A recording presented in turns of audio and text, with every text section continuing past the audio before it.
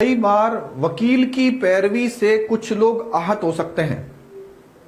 आप सोचिए कि वकील जब पैरवी करता है तो किसी न किसी पक्षकार का कानूनी पक्ष न्यायालय के समक्ष रखता है।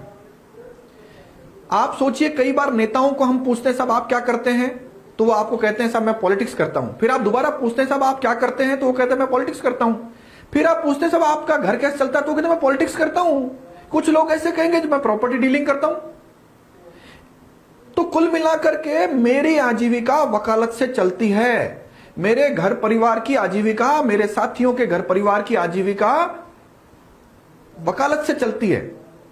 मेरे कई सारे शुभचिंतक, मुझसे जुड़े हुए लोग जो कहीं ना कहीं किसी न किसी रूप में जुड़े हुए हैं, कई बार इस बात को लेकर आहत होते हैं कि गोवर्धन सिंह इन मामलों में पैरवी क्यों करता है।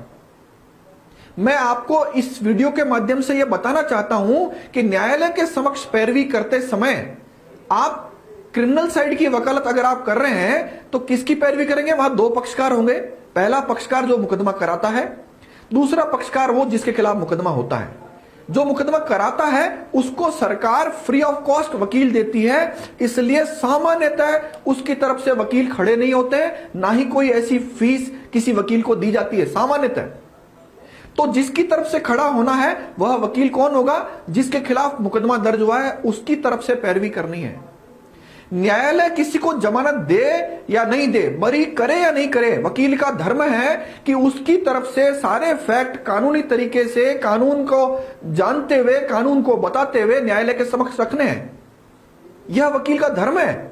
और इस धर्म को निभाते हुए कोई आदमी अगर काम कर रहा है तो उससे किसी की भावनाएं आहत हो, वकील को सामान्यतः इससे फर्क नहीं पड़ता, लेकिन मुझे इसलिए पड़ता है क्योंकि मुझसे अपेक्षा करने वाले जो साथी हैं उनको यह पता है कि मैं पब्लिक इंटरेस्ट में किसी न किसी प्रकार जुड़ा रहता हूं और काम करता हूं।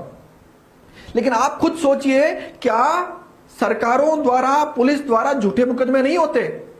झूठे भी होते हैं, सच्चे भी होते हैं, सब प्रकार के मुकदमे होते हैं। मैं सबसे बड़ा उदाहरण आपके सामने रहा, मेरे खिलाफ अनगिनत मुकदमे झूठे दर्ज हुए, जिसको हाई कोर्ट ने अपने आदेशों में भी माना, सरकार के आईजी लेवल के आईपीएस अफसर ने भी अपनी जांच रिपोर्ट माना, नेशनल ह्यूमन राइट कमीशन ने अपने ऑर्डर में इस बात को लिखा है। कई सारी जगहों पर देशद्रोह के मुकदमे दर्ज होते हैं। आप विश्वास रखिएगा, किसी आतंकवादी का मुकदमा मैं लड़ा नहीं और लड़ूंगा नहीं, लेकिन देशद्रोह की धारा लगाकर कई सारे लोगों को बंद करने का जो काम है सरकारों का, क्या मुझे उसकी तरफ से पैरवी नहीं करनी चाहिए? सवाल यह आता है कि वकील को सभी मामलों में पैरवी करनी चाहिए, यह हमारे कानूनी जो हमारी नैतिकता है उसमें लिखा हुआ है बिल्कुल। इसके बावजूद जिस दिन मैं वकालत में आया था उस पहले दिन से लेकर के आज तक घोषणा करके मैंने किसी भी भ्रष्टाचारी की तरफ से न्यायालय में पैरवी नहीं की है। पैरवी करना गलत नहीं था। और मैं जिस माध्यम से आया हूं, मैं एंटी करप्शन वर्किंग करते हुए आया हूं, मैं राजस्थान और देश का वही व्यक्ति माना जाता हूं जिसकी महारत हासिल है भ्रष्टाचार निरोधक अधिनियम पर।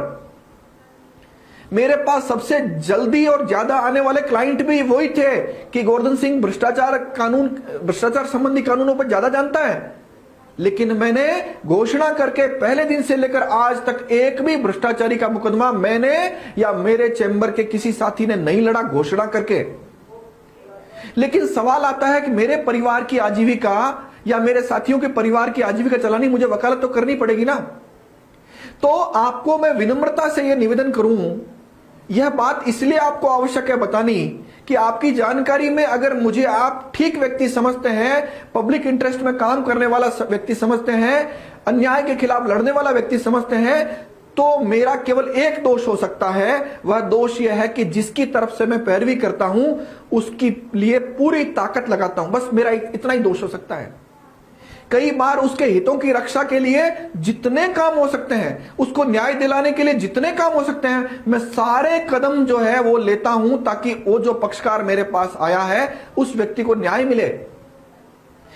सामान्यतः आपके परिचित कोई भी वकील हो, आप उससे पूछिए क्या वकील के रूप में न्यायालय में पक्ष रखना यह अपराध हो सकता है, तो आपका जवाब या उन वकील साथी का जवाब यह होगा कि नहीं हो सकता। कोई भी इंटेलेक्चुअल व्यक्ति से आप पूछिए तो इसका जवाब मिलेगा नहीं हो सकता। लेकिन मैं आपके सामने क्यों आया हूं? क्योंकि आपकी मेरे से अपेक्षाएं बहुत ज्यादा हैं। लेकिन आप सोचिए कि उन अपेक्षाओं पर मैं खरा नहीं उतर पा रहा हूं।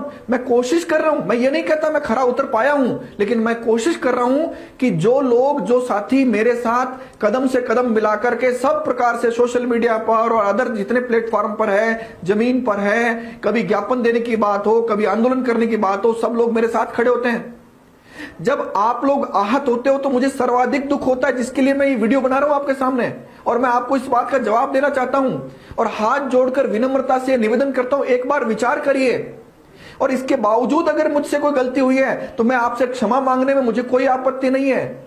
और मैं अगर कोई मेरी बात से, मेरे काम से, मेरी वकालत से अगर आहत हुआ तो मैं क्षमा मांगता भी हूं और अभी फिर मांग रहा हूं आपसे क्षमा। लेकिन आप खुद विचार करिए कि आजीविका चलाते हुए, यानी वकालत करते हुए, मुझे जितने काम जनता के हित में, पब्लिक इंटरेस्ट में PIL लगाकर लोगों को जागरूक करके जितने काम किए जा सकते हैं मैं कर रहा हूं। लेकिन आप सोचिए, अगर पुलिस ठीक काम करती होती तो क्या यह दृश्य होता? क्या न्यायपालिका फैसले और आदेश लिखाने के बजाय न्याय करना शुरू कर देती तो क्या यह दृश्य होता? मैंने कई बार कहा है, राजस्थान में कुछ नेताओं को, अफसरों को, जजों को, इनको छोड़ दो तो राजस्थान की 7 करोड़ की आबादी आज तकलीफ में है, परेशान है।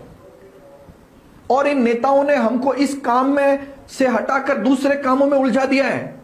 हम लोग आज, हम जाति, धर्म और अन्य बहुत सारी समस्याओं से घिरकर उसी काम में लग गए हम लोग।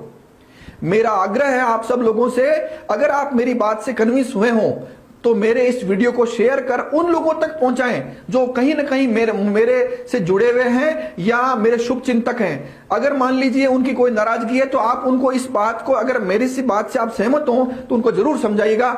धन्यवाद। जय हिंद, जय भारत।